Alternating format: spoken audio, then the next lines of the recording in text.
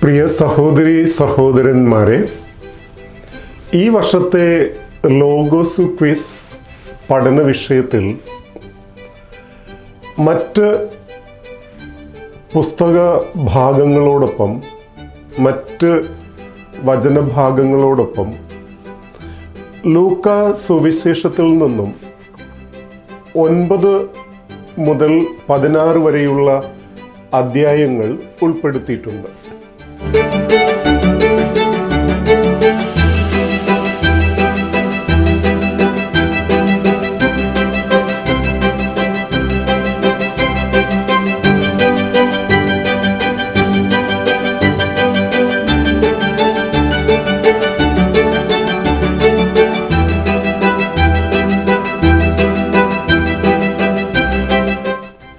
ഈ അധ്യായങ്ങൾ വായിക്കുന്നതിന് മുൻപ് ലൂക്കാ സുവിശേഷത്തെ സംബന്ധിച്ച ചില വിവരങ്ങൾ അറിഞ്ഞിരിക്കുന്നതും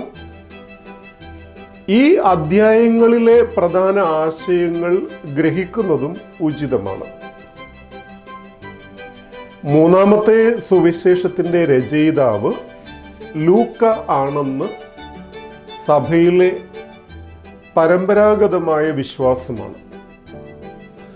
അന്ത്യോക്യയിൽ വച്ചാണ് ഈ സുവിശേഷം രചിച്ചതെന്ന് സഭാപിതാവായ എവുസേബിയൂസും അക്കായിയിൽ വച്ചാണ് ഇത് എഴുതിയതെന്ന് വിശുദ്ധ ജെറോമും പറയുന്നുണ്ട്.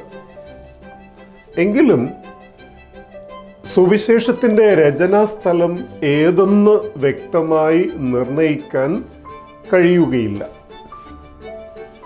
AD 70 ജെറുസലേം തകർക്കപ്പെട്ടു, ജെറുസലേം ദേവാലയവും ഇല്ലാതായി. അതിനുശേഷം ആയിരിക്കും ലൂക്ക സുവിശേഷം എഴുതിയത്. 80-85 കാലത്ത് ഇത് എഴുതപ്പെട്ടു എന്ന് ചിലരും 80-ന് മുൻപ് വിരചിതമായി എന്ന് മറ്റു ചിലരും അഭിപ്രായപ്പെടുന്നു.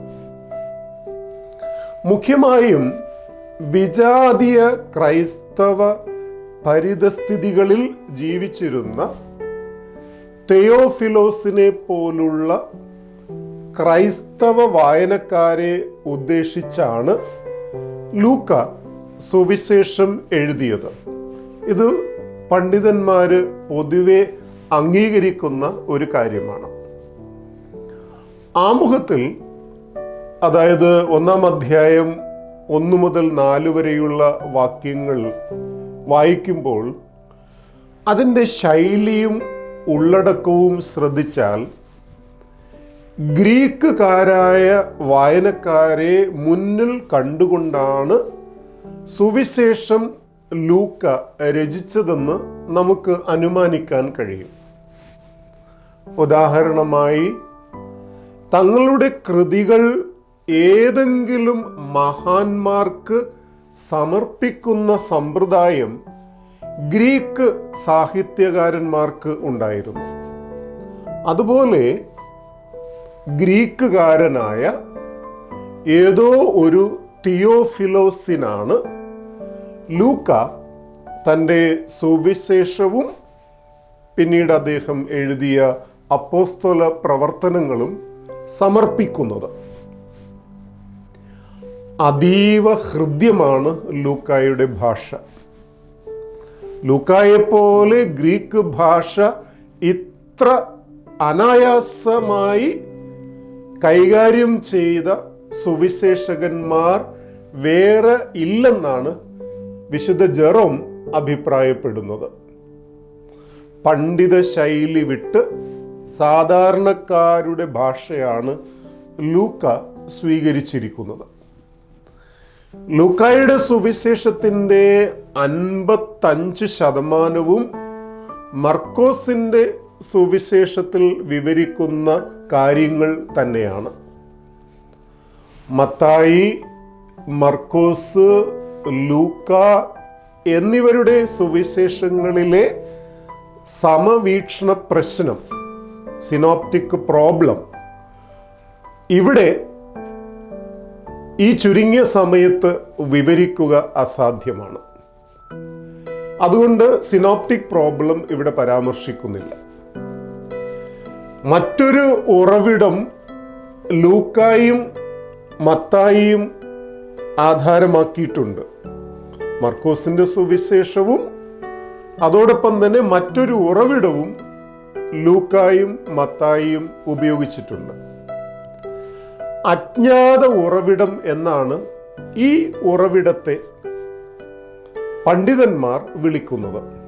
കാരണം എവിടെ, ആരിൽ നിന്ന് ഈ ഉറവിടം ഉണ്ടായി എന്ന് കൃത്യമായി നിർണയിക്കുക വിഷമമായതിനാലാണ് അജ്ഞാത ഉറവിടം എന്ന് ഈ ഉറവിടം അറിയപ്പെടുന്നത്. പാശ്ചാത്യ പണ്ഡിതന്മാർ ഇതിനെ ക്യൂ എന്ന് വിളിക്കുന്നു, ക്വെല്ലെ. രക്ഷാകര ചരിത്രം 3 വ്യത്യസ്ത ഘട്ടങ്ങളായുള്ള ഒരു മുന്നേറ്റമാണെന്ന് ലൂക്ക മനസ്സിലാക്കുകയാണ്. പഴയ നിയമകാലം, യേശുവിൻ്റെ കാലം, സഭയുടെ കാലം. രക്ഷാകര ചരിത്രം എന്ന വിഷയത്തിനുള്ളിൽ സുവിശേഷകൻ യേശുവിൻ്റെ ശുശ്രൂഷയെ ഉൾക്കൊള്ളിക്കുകയും ഗലീലി മുതൽ ജെറൂസലേം വരെ നീളുന്ന ഒരു പ്രയാണമാക്കി ഈ രക്ഷാകര ചരിത്രത്തെ സുവിശേഷത്തിൽ അവതരിപ്പിക്കുകയും ചെയ്യുന്നു. യേശുവിൻ്റെ ശുശ്രൂഷ ഒരു വഴിയായി മാറുന്നു, എ വേ. ജെറൂസലേമിലേക്കുള്ള ഒരു പ്രയാണമായിരുന്നു, അല്ലെങ്കിൽ ഒരു യാത്രയായിരുന്നു യേശുവിൻ്റെ ശുശ്രൂഷ എന്ന് ലൂക്ക വിവക്ഷിക്കുകയാണ്. അദ്ദേഹത്തിൻ്റെ സുവിശേഷത്തിൽ കാണുന്ന യാത്രാ പ്രമേയം ഈ വേ അല്ലെങ്കിൽ യാത്രയെ, വഴിയെ സൂചിപ്പിക്കുന്നതാണ്. യേശുവിൻ്റെ ബാല്യകാല വിവരണത്തിൽ 1 മുതൽ 2 വരെയുള്ള അധ്യായങ്ങളിൽ യാത്രാ പ്രമേയത്തിന് ശക്തമായ ഊന്നൽ ലൂക്ക നൽകിയിട്ടുണ്ട്. അവിടെ 4 യാത്രകൾ നമുക്ക് കാണാം. ആ 4 യാത്രകളിൽ 2ൻ്റെയും ലക്ഷ്യം ജെറൂസലേമാണ്. യേശുവിൻ്റെ പരസ്യജീവിത ചിത്രീകരണത്തിലും ജെറൂസലേമിനും ആ നഗരത്തിലുള്ള യാത്രയ്ക്കും അതിയായ പ്രാധാന്യം ലൂക്ക കൽപ്പിക്കുന്നുവെന്ന് നാം വായിച്ചു മനസ്സിലാക്കുന്നുണ്ട്. യേശു ജെറൂസലേമിലേക്ക് നിശ്ചയദാർഢ്യത്തോടെയാണ് നീങ്ങുന്നത്.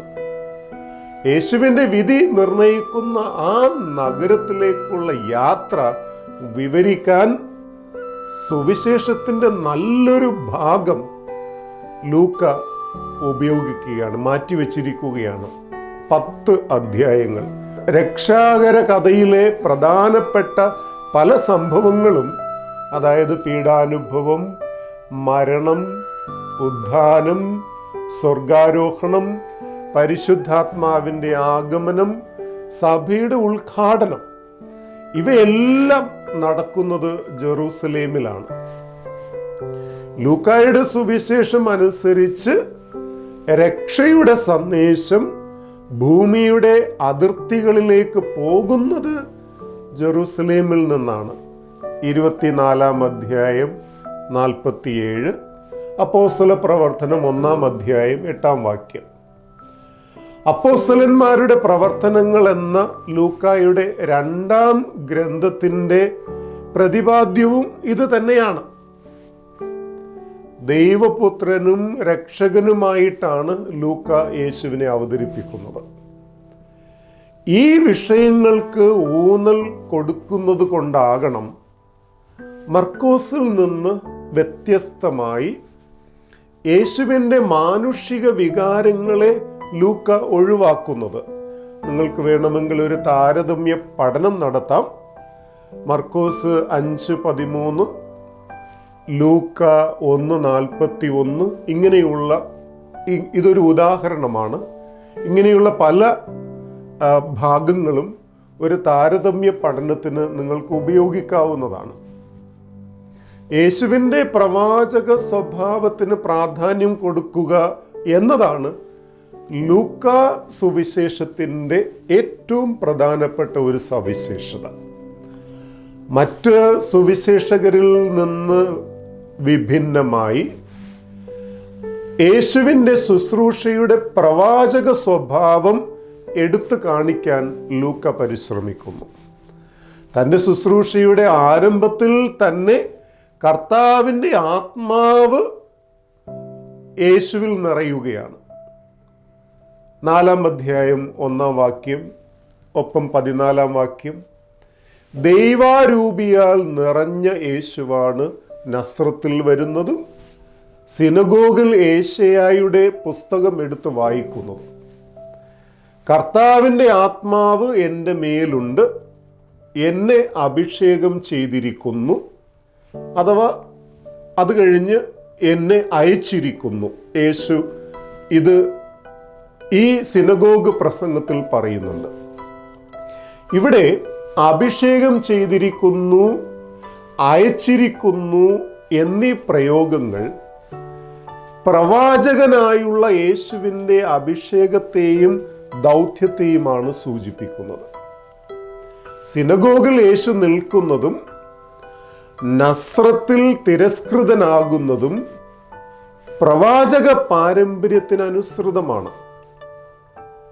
നസ്രത്തിൽ ആരംഭിച്ച ഈ തിരസ്കരണത്തിൽ ജെറുസലേമിൽ വച്ചുണ്ടാകാൻ പോകുന്ന അന്തിമമായ തിരസ്കരണത്തിൻ്റെ നിഴൽ വീശി നിൽക്കുന്നത് വായനക്കാർക്ക് കാണാൻ കഴിയും. എന്തെന്നാൽ ജെറുസലേമിന് പുറത്തു വച്ച് ഒരു പ്രവാചകന് നശിക്കുക സാധ്യമല്ല. 13-ാം അധ്യായം 33-ാം വാക്യം. രക്ഷയുടെ സാർവത്രികത, ആഹ്ലാദം, ജോയ്, മാനസാന്തരം, പ്രാർത്ഥന, പരിശുദ്ധാത്മാവ്, യാത്ര അല്ലെങ്കിൽ വഴി തുടങ്ങിയവയാണ് ലൂക്കായുടെ സുവിശേഷത്തിലെ മറ്റ് ചില പ്രധാന പ്രമേയങ്ങൾ. യേശുവിൻ്റെ കഥ അല്ലെങ്കിൽ യേശു കഥ 4 ഘട്ടമായി അവതരിപ്പിച്ച പുരാതന അപ്പസ്തോലിക പഠനങ്ങളുടെ അടിസ്ഥാനമാണ് ലൂക്ക സുവിശേഷത്തിൽ പിന്തുടരുന്നത്. 1 ശുശ്രൂഷയ്ക്കുള്ള ഒരുക്കം, 2 ഗലീലിയിലെ ശുശ്രൂഷ, 3 ജെറുസലേമിലേക്കുള്ള യാത്ര, 4 ജെറുസലേം ശുശ്രൂഷയും പീഡാനുഭവവും മരണവും ഉദ്ധാനവും. ലൂക്കായുടെ സുവിശേഷം വായിക്കുമ്പോൾ താഴെ പറയുന്ന വിധം അതിൻ്റെ വിഭജനം നമുക്ക് കാണാനായിട്ട് കഴിയും. 1-ാം അധ്യായം 1 മുതൽ 4 വരെയുള്ള വാക്യങ്ങൾ സുവിശേഷത്തിൻ്റെ ആമുഖമാണ്. 1-ാം അധ്യായം 5-ാം വാക്യം മുതൽ 2-ാം അധ്യായം 52 വരെ ബാല്യകാല വിവരണമാണ്. 3-ാം അധ്യായം 1 മുതൽ 4-ാം അധ്യായം 13 വരെ പരസ്യ ജീവിതത്തിനുള്ള ഒരുക്കം നാം കാണുന്നുണ്ട്. 4-ാം അധ്യായം 14 മുതൽ 9-ാം അധ്യായം 50 വരെ ഗലീലിയിലെ ശുശ്രൂഷയാണ്. 9-ാം അധ്യായം 51 മുതൽ 19-ാം അധ്യായം 27 വരെ ജെറുസലേം യാത്രയാണ്. ജെറുസലേം ശുശ്രൂഷ വിവരിക്കപ്പെടുന്നത് 19-ാം അധ്യായം 28 മുതൽ 21-ാം അധ്യായം 38 വരെയുള്ള വാക്യങ്ങളിലാണ്. പീഡാനുഭവ വിവരണം നാം കാണുന്നത് 22-ാം അധ്യായം 1 മുതൽ 23-ാം അധ്യായം 56 വരെയുള്ള വാക്യങ്ങളിലാണ്. യേശുവിൻ്റെ ഉദ്ധാന വിവരണം ലൂക്ക വിവരിക്കുന്നത് 23-ാം അധ്യായം 57 മുതൽ 24-ാം അധ്യായം അവസാനിക്കുന്നത് വരെ, അതായത് 53 വരെ. ലോഗോസ് ക്വിസ് പഠനഭാഗത്ത് ഉൾപ്പെടുത്തിയിരിക്കുന്നത് നേരത്തെ പറഞ്ഞതുപോലെ 9 മുതൽ 16 വരെ അധ്യായങ്ങളാണ്. ഈ അധ്യായങ്ങളിലെ ഉള്ളടക്കം ഇപ്രകാരമാണ്. 9-ാം അധ്യായം ആരംഭിക്കുന്നത് 12 അപ്പോസ്തലന്മാരുടെ ദൗത്യത്തോടു കൂടിയാണ്. തുടർന്നുള്ള ഭാഗങ്ങളിൽ ലൂക്ക യേശുവിൻ്റെ അനന്യതയ്ക്ക്, യുണീക്നെസ്സിന് പ്രാധാന്യം നൽകുന്നു. ഐഡന്റിറ്റി. യേശു ആരാണെന്ന ഹെറോദേസിന്റെ ചോദ്യത്തിന് പത്രോസിന്റെ വിശ്വാസ പ്രഖ്യാപനത്തിൽ ലൂക്ക ഉത്തരം നൽകുകയാണ് ശ്രോതാക്കൾക്ക്. യേശു തൻ്റെ പീഡാനുഭവം പ്രവചിക്കുമ്പോൾ ക്രിസ്തു ആരാണെന്ന് വായനക്കാർക്ക് വ്യക്തത ലഭിക്കുന്നു. ക്രിസ്തു സഹിക്കുന്നവനാണ്. സഹനത്തിലൂടെ കൈവരുന്ന മഹത്വമാണ് രൂപാന്തരീകരണ സംഭവത്തിൽ വെളിവാകുന്നത്. പീഡാനുഭവ പ്രവചനം പൂർത്തീകരിക്കപ്പെടേണ്ടത് ജെറുസലേമിൽ വച്ചായതുകൊണ്ട് യേശു ശിഷ്യരുമൊത്ത് ജെറുസലേമിലേക്ക് യാത്ര ചെയ്യുന്നുവെന്ന് 9-ാം അധ്യായത്തിൻ്റെ അവസാനം ലൂക്ക വിവരിക്കുന്നു. 10 അധ്യായങ്ങളാണ് ഈ യാത്രാ വിവരണത്തിലുള്ളത്. യാത്രാ വിവരണങ്ങൾ അടങ്ങിയിരിക്കുന്നത് 10 അധ്യായങ്ങളിലാണ്. ഇതിൽ 7 അധ്യായങ്ങൾ ഈ ലോഗോസ് പഠന ഭാഗത്ത് ഉണ്ട്. ജെറുസലേമിലേക്കുള്ള യേശുവിൻ്റെ യാത്ര അത് വെറും ഒരു യാത്രയല്ല. അത് പീഡാനുഭവത്തിലേക്കും കുരിശുമരണത്തിലേക്കും ഉദ്ധാനത്തിലേക്കുമുള്ള ഒരു പ്രയാണമാണ്. ഈ യാത്രയിൽ യേശുവിന് സാക്ഷ്യം വഹിക്കേണ്ടവരായ ശിഷ്യരുടെ രൂപവൽക്കരണവും ഏറെ പ്രാധാന്യമർഹിക്കുന്നു. യാത്രാമധ്യയാണ് യേശുവിൻ്റെ ശിഷ്യരാരാണ് എന്ന കൃത്യമായ വ്യക്തത വായനക്കാർക്ക് ലഭിക്കുന്നത്. ലോഗോസ് വിക്കിസിൻ്റെ ഭാഗമായ ലൂക്കാ സുവിശേഷം 9 മുതൽ 16 വരെ അധ്യായങ്ങൾ പഠിക്കുമ്പോൾ യേശുവിൻ്റെ ഭാഗധേയം അവിടുത്തെ ശിഷ്യരായ നമ്മുടേതുമാണെന്ന ചിന്ത നമുക്ക് ആഴപ്പെടുത്താം. ദൈവം നമ്മെ സമൃദ്ധമായി അനുഗ്രഹിക്കട്ടെ.